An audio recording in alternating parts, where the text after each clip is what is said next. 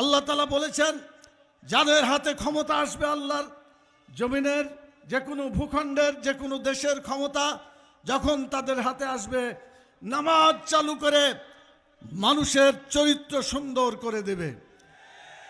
ইন্নাস সালাতা তানহা আনিল ফাহশাই ওয়াল মুনকার, নিশ্চয় নামাজ মানুষের অন্যায় কাজকে বন্ধ করে দেয়, দূর করে দেয়।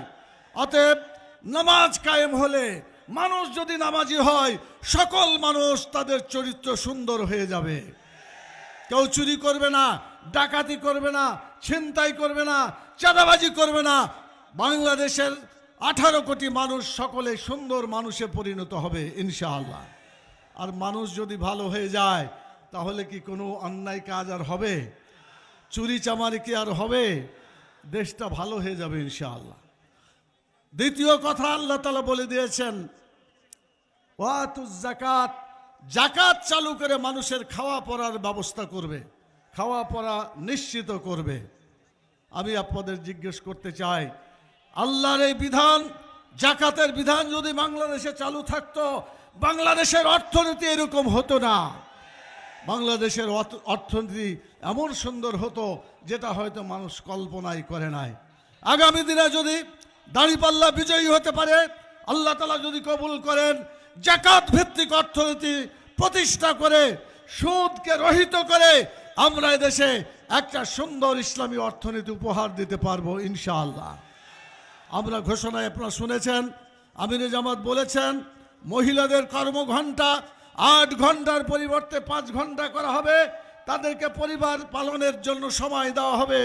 যদিও তারা 5 ঘন্টা কাজ করবে, 8 ঘন্টার সময় সমান মজুরি তাদেরকে দেওয়া হবে ইনশাআল্লাহ। বলা হয়েছে 5 বছরের শিশুর মেডিকেল ফিস নেওয়া হবে না, বিনা পয়সায় তারা চিকিৎসা সেবা পাবে আলহামদুলিল্লাহ।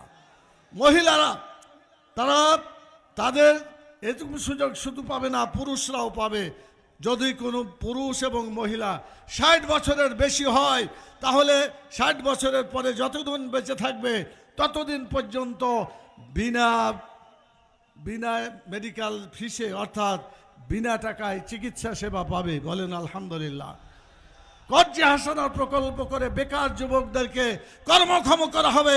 বেকার ভাতা দিয়ে বেকার করার পরিকল্পনা ব্যর্থতায় পর্যবসিত, অতীতে হয়েছে, আগামীতেও হয়ে যাবে। সেই জন্য কর্জে হাসানার মাধ্যমে হাতগুলোকে কাজের হাতে আমরা পরিণত করতে চাই।